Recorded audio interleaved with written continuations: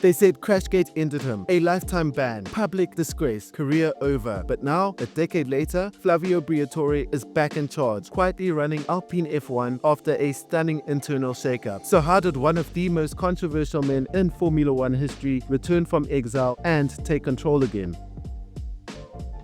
Born in the mountains of Piedmont, Italy, Flavio Briatore never wanted a quiet life. Restless and ambitious, he hustled through failed restaurants, shady finance jobs, and even a stint as a wanted man after fraud convictions in the 1980s. He fled the Virgin Islands, dodging prison, and reinvented himself in fashion, managing hundreds of Benetton stores across the US. Then, in 1988, everything changed. Luciano Benetton brought him to a Grand Prix in Adelaide, and despite knowing nothing about racing, Briatore talked his way into running the entire team. With charm, deal-making, and pure instinct, he took over Benetton, brought in top talent, and started winning. It was the start of a wild ride, one that would make him a world champion and a symbol of scandal.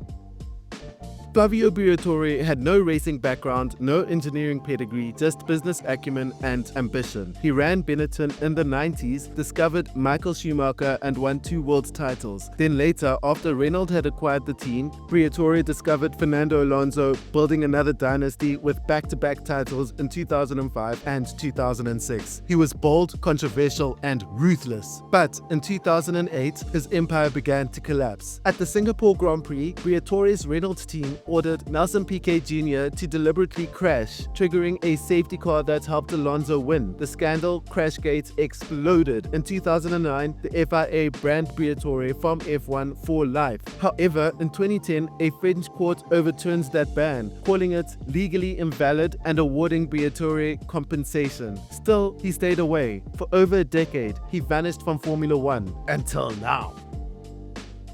In June 2024, Alpine, formerly Renault, made a shock announcement. Briatore was back, not as a team principal, but as an executive advisor. What?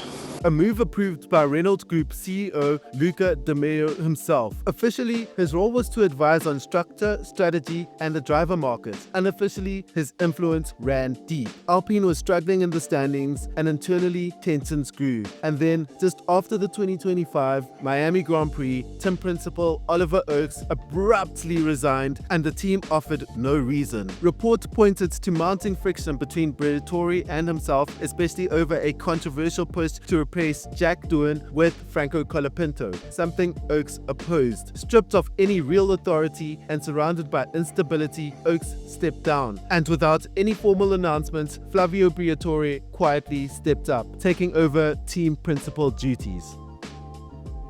It's official in everything but title. Briatore is back at the helm. The man once banned for orchestrating a crash now leads a Formula One team again. And Alpine, now languishing in 9th place, is banking on his experience to spark a turnaround. To many, it feels like history repeating in a high-stakes gamble on a figure known for risk, bold decisions, and controversy. In Formula One, redemption doesn't come easy, but Flavio Briatore has rewritten the rules before, and now he's doing it again. Crashgate may have defined his fall, but Alpine's future, that might just define his legacy. So the question remains, is Flavio Briatore the savior Alpine needs, or is Formula One once again letting the fox into the henhouse?